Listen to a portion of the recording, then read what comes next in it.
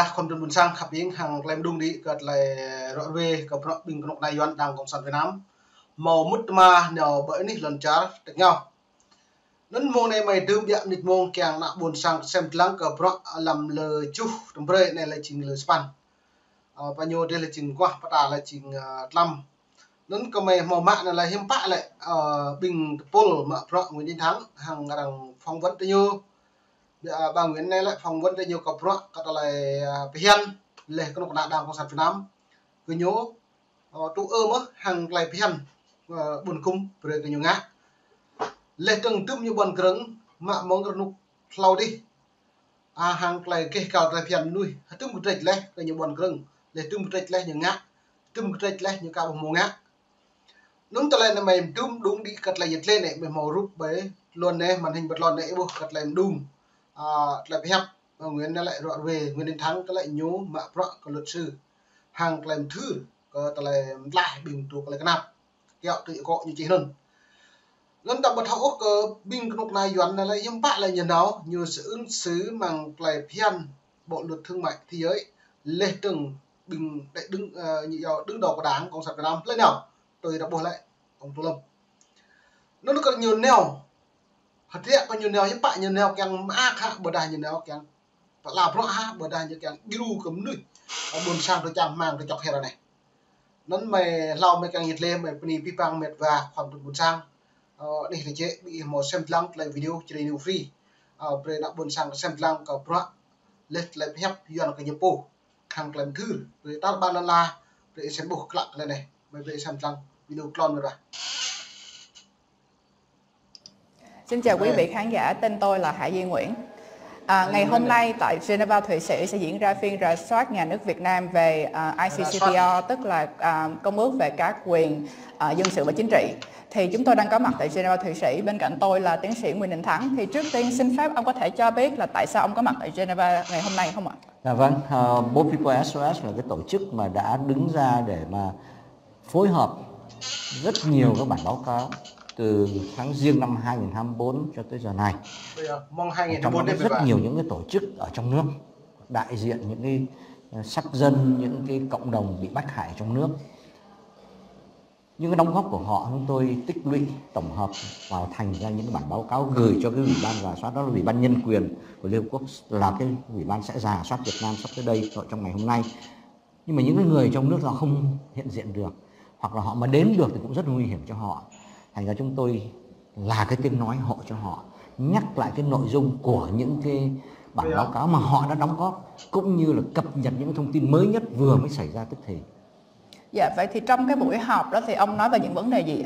ạ? Vâng, sáng nay thì chúng tôi có hai cái buổi họp. Cái buổi họp thu gọn gồm cho những cái tổ chức thực sự là xã hội dân sự.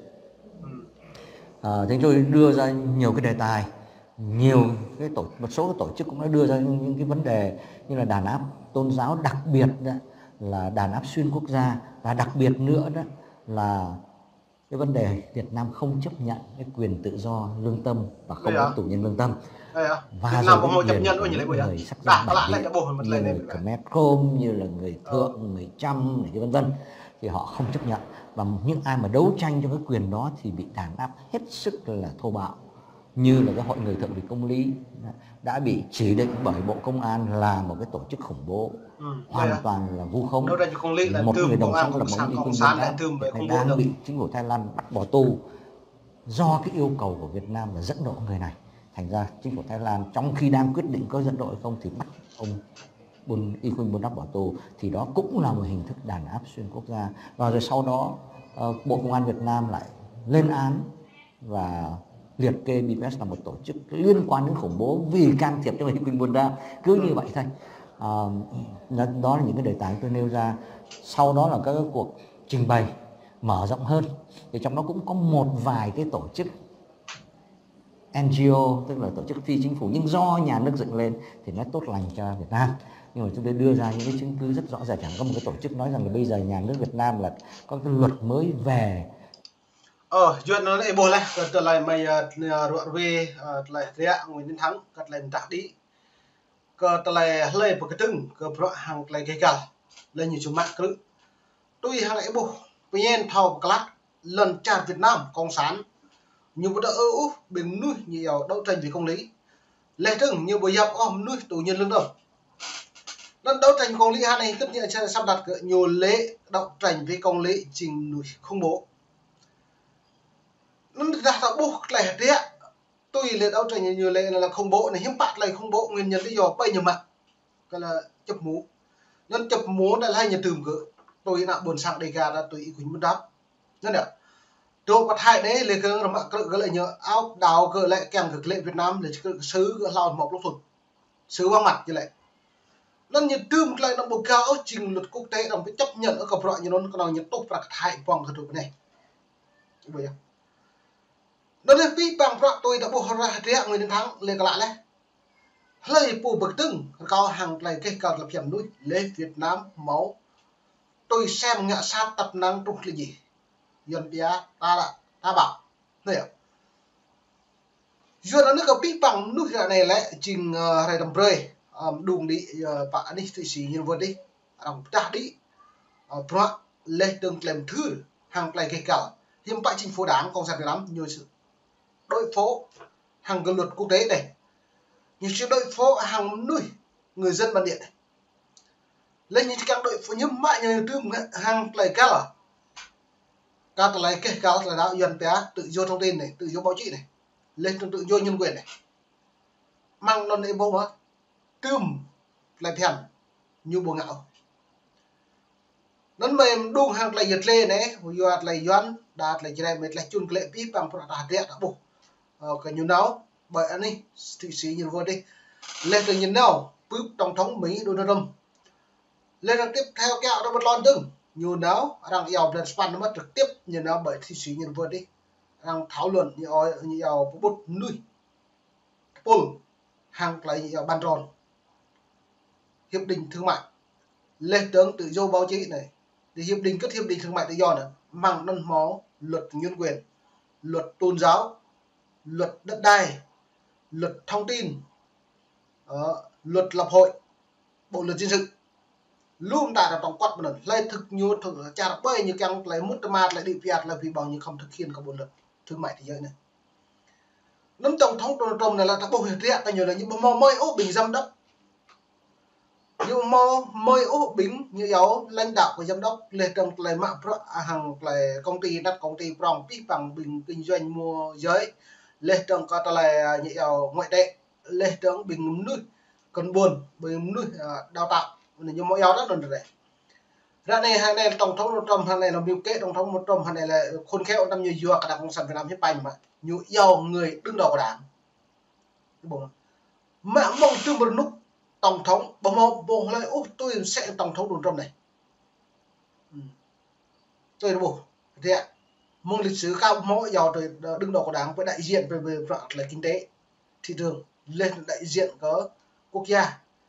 cơ ta là xịm là hàng hóa này cái ông lại biết là mạng bình xịm là đi một công ty này đi bộ bình đứng đầu của đảng lại nhiều một quyền thăm giờ của bọn nó nữa có nòng nhiều nào hạt rẻ của bọn nó chán đấy chỗ bữa nay yêu rất đặc biệt lại như bạn chống nhớ mạng bình đứng đầu của đảng lại đại diện về đất nước Việt Nam lên trình thực thi các bộ luật này thương mại tự do này nó mời về xem mượn đông là người chiến thắng hàng lại đã đi cầu pro lại cái cả lập hiển mình bảo xem lần bảo vệ những nạn nhân buôn người, những chỉ ra ngay là những người mà chúng tôi giải cứu từ bên Ả Rập Xê Út đến giờ này có ai được công nhận đâu, chưa được một cái sự trợ giúp nào hết, và không những vậy họ còn bị đe dọa. Thành ra chúng tôi thứ nhất là đưa những thông tin trả lời những câu hỏi của những thành viên của ủy ban. Họ hỏi về cao đài, về hòa hảo, về cái vấn đề mà bắt buộc là phải đăng ký ghi danh để lập hội hoặc là lập ra những cái tổ chức tôn giáo này kia. Tôi giải thích rằng cái đó chỉ có trên giấy tờ chứ trong thực tế không được quyền, bởi có những cái hội thánh tin lành độc lập, bên cao đài độc lập, họ mà muốn ghi danh thì nhà nước bảo đã có những cái tổ chức do nhà nước kiểm soát, nhà nước dựng lên, hãy tham gia vào đó đi, không cần phải ghi danh. Nếu mà tiếp tục đòi ghi danh thì coi như là phá hoại cái chính sách đoàn kết dân tộc của nhà nước, đi tù. Thì chúng tôi giải thích những cái điều đó, cũng như tôi cũng có một cách tinh tế, tế nhị, chúng tôi phản bác lại những cái điều mà ca ngợi nhà nước Việt Nam, bởi vì thực sự cái tổ chức đó cũng là của nhà nước hết, đi nói tốt đẹp đánh bóng của nhà nước. Dạ xin cảm ơn ông. Vậy thì theo ông là tại sao người Việt cần phải quan tâm tới cái phiên rà soát ICCPR và mọi người nên theo dõi cái phiên rà soát ngày hôm nay ạ? Có hai lý do rất quan trọng. Thứ nhất là người dân trong nước bị bắt hại, họ không có tiếng nói. Nhà nước không bao giờ giải trình hết. Người dân mà chỉ cần 3 tháng là đã đi tù, thì bị đánh đập, bị bỏ tù, thì bị giết chết, thì làm sao mà đòi hỏi giải trình. Nhưng mà thông qua cái hệ thống rà soát của Liên Hợp Quốc thì người dân có quyền đưa đệ đạt những cái kiến nghị của mình, những cái câu hỏi của mình, cung cấp những cái thông tin của mình cho cái ủy ban rà soát, và ủy ban rà soát của Liên Hợp Quốc đặt câu hỏi cho Việt Nam thì nhà nước Việt Nam phải trả lời. Trả lời như thế nào, đúng hoặc là